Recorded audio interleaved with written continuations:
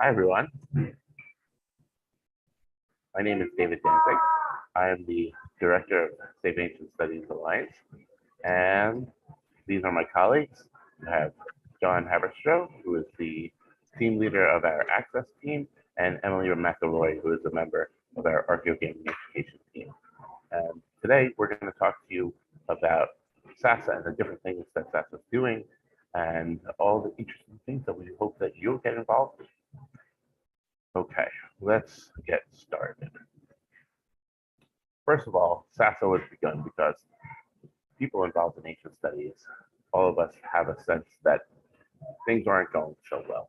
I mean, this has been a problem in the humanities for a couple of decades already, that people have noticed that fewer and fewer students have been taking humanities degrees as undergrads.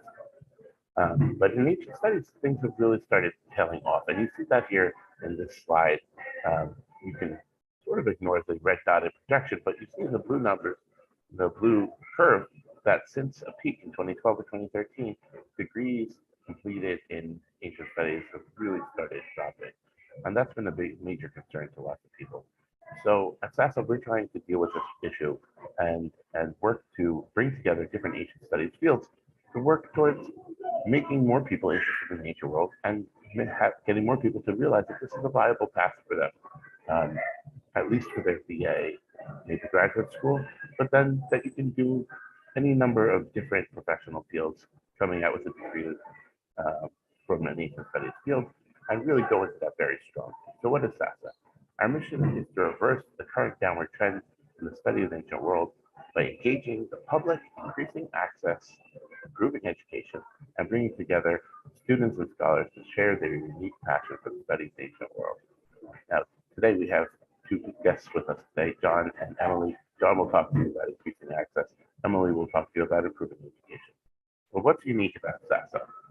SASA is a completely remotely run organization. I'm going to tell you right now, I am on the Ohio Turnpike at a rest stop. We are fully remote here. But that's not a negative. That's an enormous positive, because that means that people all over the world can help contribute to ancient studies that they love and to work on improving it and improving access. Second, we take proactive steps to counter an educational trend rather than just talking about it. And of course, talking about issues is wonderful because that helps lead to good solutions. But we really focus on implementing the solution. Third, we take a grassroots approach.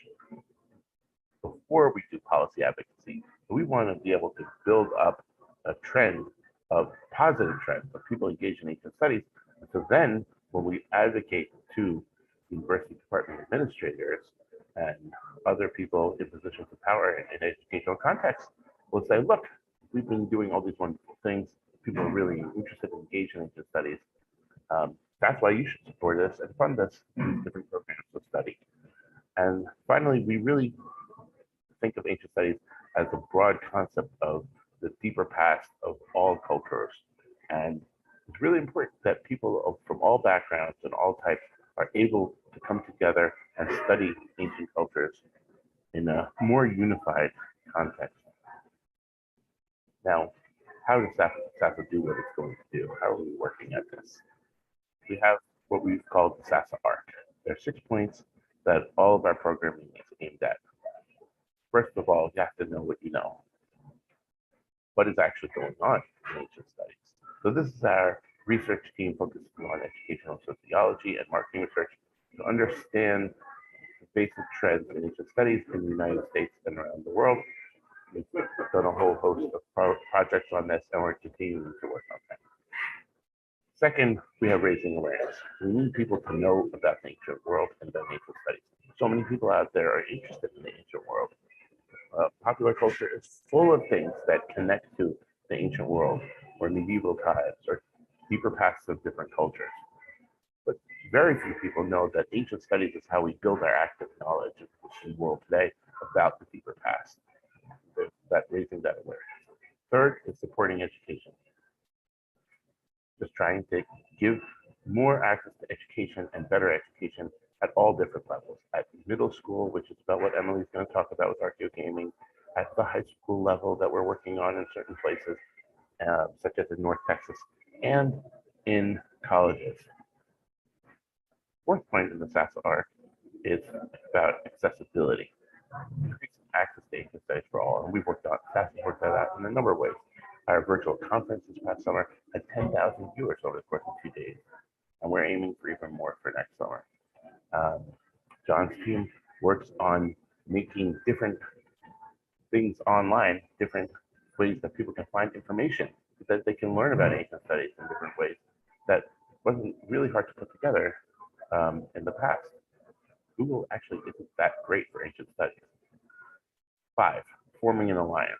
We really need to bring together all of the different fields that fall within the rubric of ancient studies. And then 6, re-envisioning post-educational scholarship, because we believe that the interest in ancient studies and to study the ancient world doesn't mean that you need to go on to have a scholarly and academic career in ancient studies, but you certainly can be a scholar for the rest of your life and participate in a community of scholars and enjoy what you're doing and be one of them.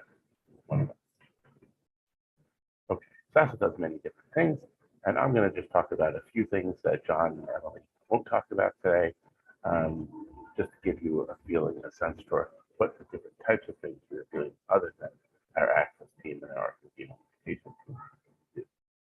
We have our reading groups and live events. Reading groups happen every summer and every January, and they're absolutely wonderful. We come together on a Zoom call in a room of somewhere between 5 and 10, 15 people.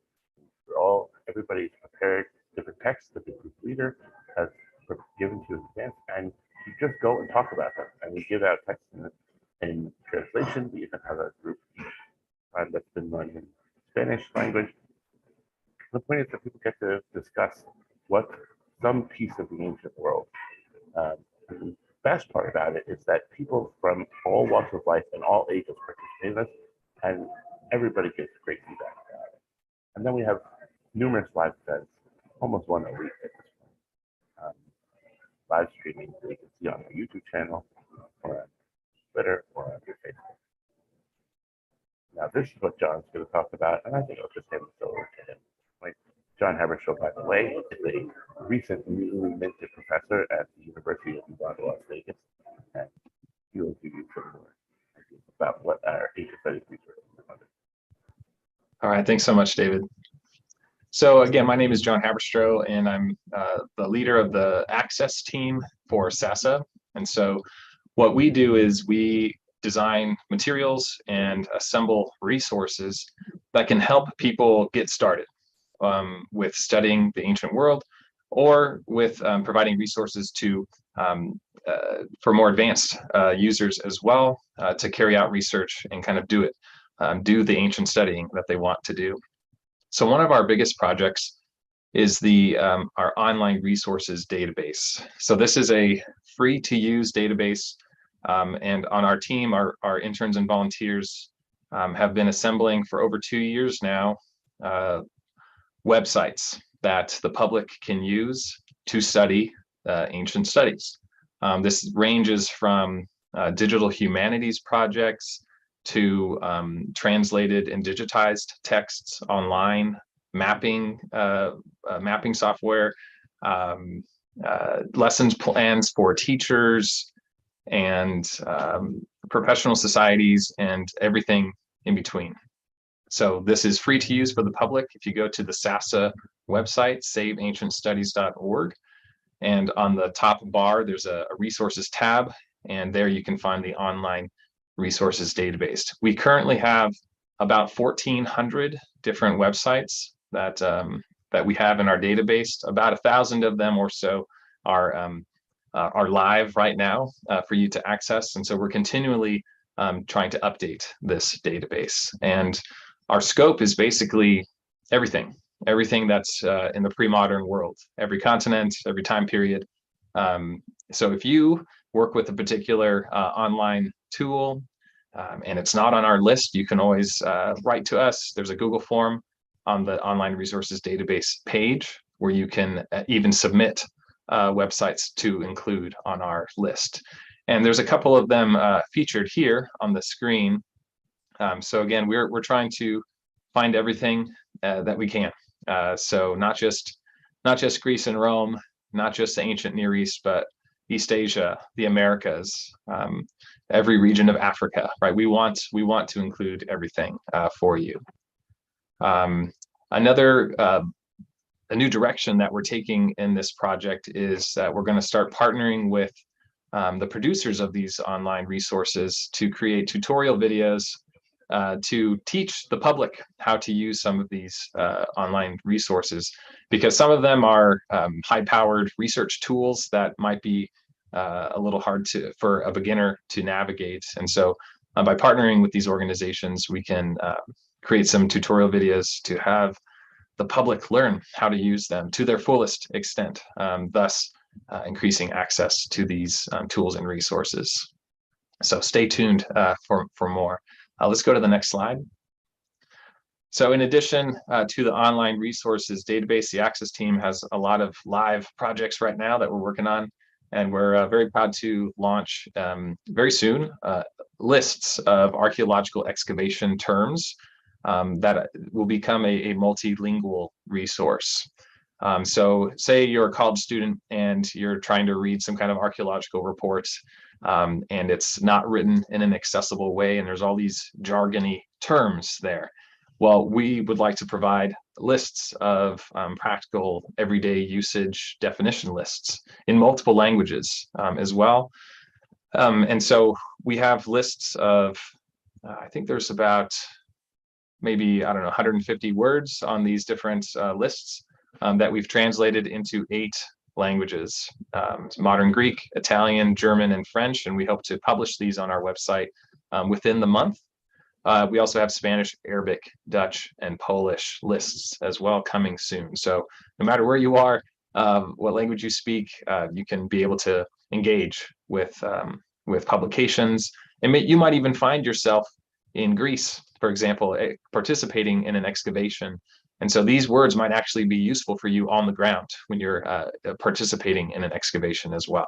So we hope that students and the general public will be able to use these. In addition, on the topic of excavations, we are also assembling currently a list of active excavations where students and the public can participate. So we want to, again, put all this in one place so that if you're looking for that type of experience, you can consult with our list and you can find a place that is accepting student, participants on an excavation all around the world, because we want them to know. We want the public to know that these things exist and facilitate more foot traffic in that direction. We're also compiling a list of what we're calling the Where to Study Ancient Studies list. And this is again, a massive collection of colleges and universities around the world that offer degree programs in various ancient studies fields, whether it's classics or archaeology or biblical studies or anything like that, anything related to the ancient world. If you can pursue a degree, we want the public to know so that the public knows their choices and can again facilitate enrollment in these programs to keep them alive. And lastly, we're coming up in development right now a mentoring program, and this will be aimed at high school seniors and early college students, to mentor them, to pair them with someone who is an expert, perhaps an advanced graduate student or a professor in an ancient studies field that can give them practical advice on how to navigate their degree program. Again, we want people who are participating in these programs, these academic programs, to succeed. We want them to stay. We want them to get a degree in an ancient studies field. And maybe some people are even having dreams of doing graduate school, and why not be in a mentoring relationship with someone who can help guide you through that process, demystify that process a little bit for you.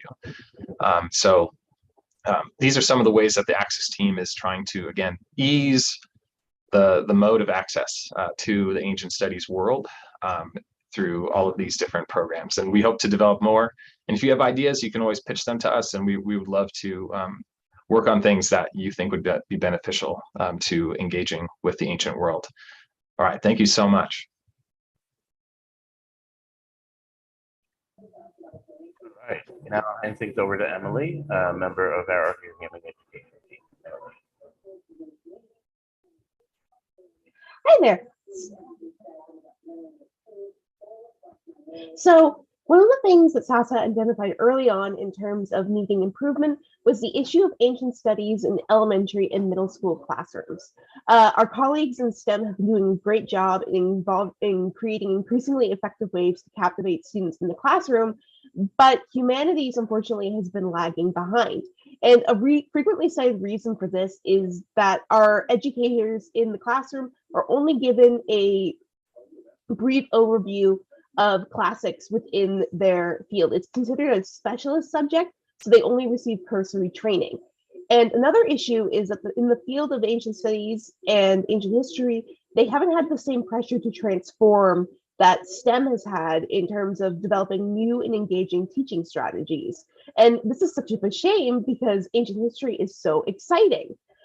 Kids have been really engaging with this when we've caught their interest. So what is a way we can make the ancient past accessible? How can we portray ancient studies in an empathetic way? Our answer is video games. Video games have been a new concept on the scene in comparatively, and it has developed into using video games in the context that in studies has developed into a field called archaeogaming.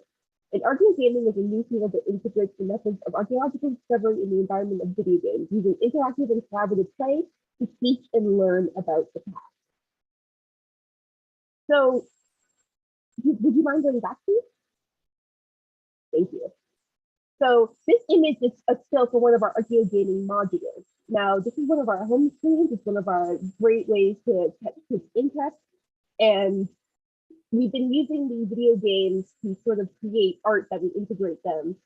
Next slide, please.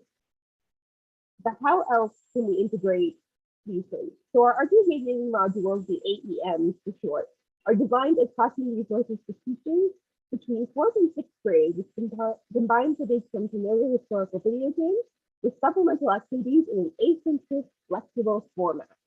Each teacher has full and free access to the teaching resources. They are able to use the videos as well as all supporting materials.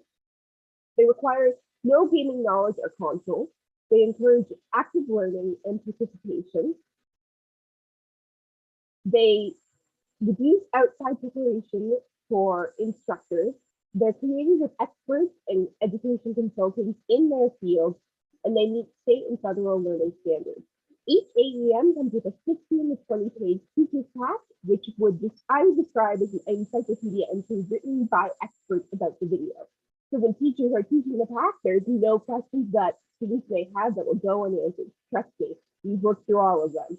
This includes background context, vocabulary lists, and further reading. So if the teachers want to learn more, they can become engaged, and in turn, they are becoming engaged with ancient studies. Our archaeogaming team is written by archaeologists and educators who are specialists in the field, but we also bring in other consultants who deal with different tasks that we may be working on developing. For example, our North Carolina modules, which we worked with an educational consultant, Shirley Thompson, who was a teacher and helped us make sure our activities were engaging and age appropriate. And I think the best advice she gave us was that middle schoolers like to learn about things that are strange and bizarre. Kids are really getting engaged in these archaeogaming modules because history is strange and bizarre. Everyone when I was a kid, I loved learning horrible, macabre facts about our past. Kids are horrible and macabre. And these packs have been really engaging that side of history because unfortunately kids tend to view history as static and dusty and not interesting, but by showing them that these things are interesting and engaging and weird and wonderful, kids are learning more and really engaging with what we're working on in fields that they understand. And we're hopefully planting seeds that will last a lifetime. Next slide, please. Emily, can you just adjust your microphone a little bit? It's sounding a little bit feedback-ish. Is this any better? I had to get a new microphone. Mine broke last night. Oh, okay. Works good. Okay. Maybe you can just speak a little bit closer to it or something. Is this any better? Yeah, that's a little bit better. Okay. Sorry. Continue, please. value for SASA? So for us, it's growing our network of ancient studies teachers. This is really important because it helps us connect with like-minded ancient studies teachers who are interested in promoting the study of the ancient world with a wider audience. And it helps us better advance the educational side of archaeogaming, and it helps us grow as a recognized leader in archaeology-based learning. But of course, what's the value for ancient studies? It helps engage young learners and children with ancient studies in order to draw them into the humanities field. It changes public perception of ancient studies in the history education, and it is equipping teachers and instructors with tools that make ancient studies accessible. Promotional instruction methods that position ancient studies is an ancient and engaging subject. Like I said, kids want to learn. We just need to show them ways that they can learn. Next slide, please. So this is our advisory board. We have Dr. Tina LaSalle, Dr. William Farley, Dr. Esther Wright, Dr. Deborah Tesky, and Dr. Jeremiah McCall, all wonderful people. So I've gone on about this, but what is an archaeogaming module? So what do you get in it? SASA has been innovating this new technological approach in creating accessible educational modules since the beginning of 2021. Our first batch of 6 archaeogaming modules have been supported by grants from the New Jersey Council of Humanities and the University of North Carolina Humanities for Public Good initiative. Each AEM was created with an all-in-one single lesson bundle for teachers. What you see is what you get. Will give you everything you need. It provides for a holistic integrated lesson revolving around a 10-minute video game-based multimedia lecture, along with interactive class activities and supporting materials that teachers adapt their teaching styles. These include the archaeogaming video, a PowerPoint, a lesson packet, which includes lesson outcomes and objectives, module overview, contextual information, activity answers, a copy of the script, file of archaeogaming scholars, and a further reading list. And our activities include crosswords, word search, quizzes, both multiple choice and long form, a creative and tactile activity, and discussion questions.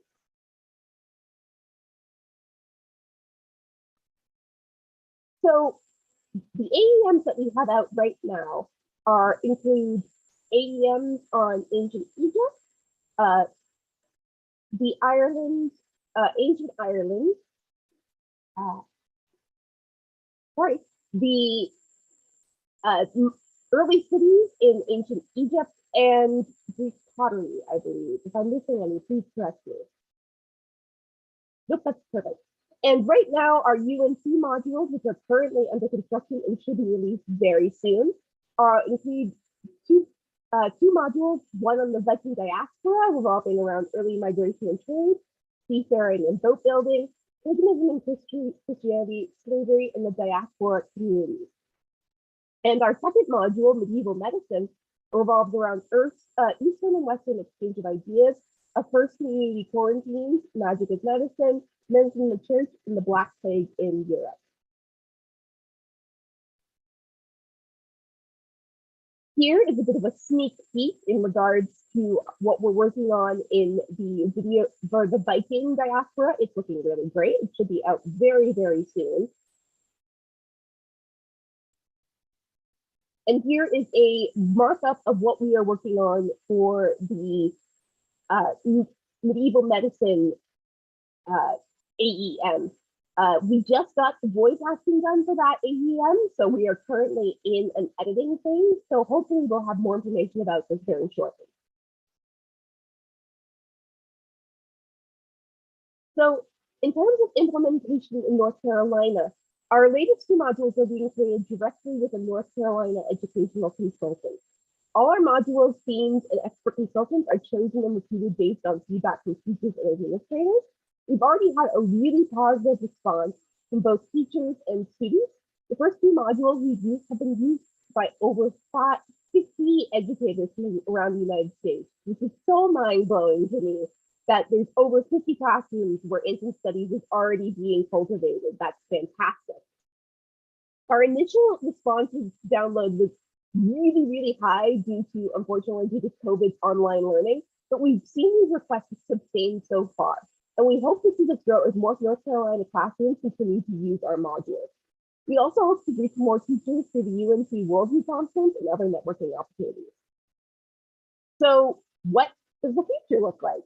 So hopefully the future, in my opinion, looks very, very bright. We're hoping to expand our current AEM to a total of 16 modules, aligning with middle school social studies and world history curriculum in the majority of the United States. We'd love to expand our AEM expert database to create thematically rich program options available to instructors throughout the whole year. And someday in the future, we would love to develop our current 6 modules into undergraduate level sessions of 75-minute classes.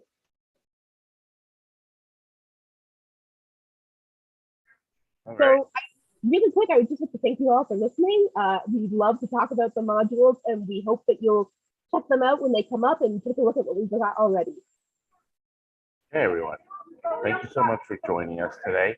We're really interested to hear your feedback about everything that we're doing. So please feel free to reach out to us. Any of us, SASA email addresses are generally first initial, last name at saveancientstudies.org. So you can reach out to me at ddanzig@saveancientstudies.org. And also, you can always contact us at info@saveancientstudies.org.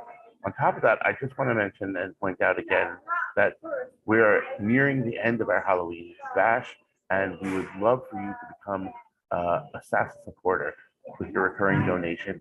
We really rely on the support of our SASA supporters in the ongoing fashion to keep our organization moving forward every day. And I just want to see if I can check the chat for a minute. Not sure I'm going to be able to pull that up. I think we should just finish off today and thank John and Emily for joining us here. And we'll see you all again in the future. And please check out saveancientstudies.org and see our Halloween bash. There's still a couple more wonderful events coming up for you today and tomorrow. All right. Thank you, everyone. Have a good day.